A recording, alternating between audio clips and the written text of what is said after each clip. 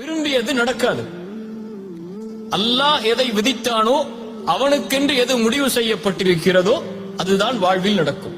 அதனால் இந்த உலகத்தில் ஒரு முஸ்லிமை பொறுத்தவரை எது அவனிடத்திலிருந்து எடுக்கப்பட்டாலும், எது அவன் விரும்பியது நடக்காவிட்டாலும், அவன் தேடிய உறவு கைகூடாவிட்டாலும், அவனை பொறுத்தவரை அவன் மனதில் நினைப்பது இது அல்லாஹுடைய நாட்டத்தில் உள்ளது.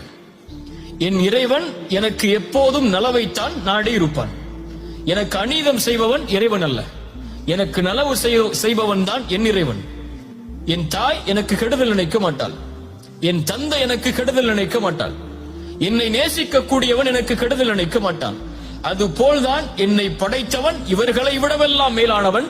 அவன் ஒருபோதும் எனக்கு கெடுதல் நிலைத்திருக்க மாட்டான்.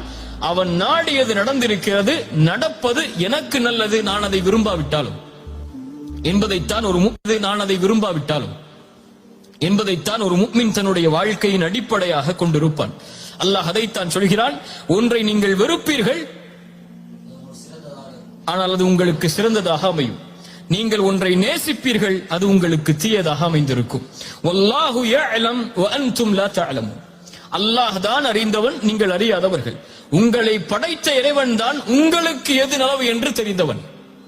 இந்த நேரத்தில் இந்த செல்வம் குறைக்கப்படுவதால் என்ன நலவு இருக்கிறது என்பதை இறைவன் அறிந்தவன். வபஷ்ஷிரிஸ் சாபிரின், நீ பொறுமையோடு இருந்து உன் பாதையில் செல், நீ அறிந்து கொள்வாய் அது என்ன நலவு என்று. உனக்கு ஒரு உறவு கைகூடாவிட்டால், நீ விரும்பிய வாழ்வு உனக்கு அமையாவிட்டால், விரும்பாத வாழ்வு அமைந்து விட்டால் ஏற்றுக்கொள், இறைவன் அதைத்தான் உனக்கு விதித்திருக்கிறான். ஏன் அல்லாஹ் விதித்திருக்கிறான் என்ற கேள்விக்கு பதிலை தேட வேண்டும் என்றால் பொறுமையோடு இரு. பொறுமை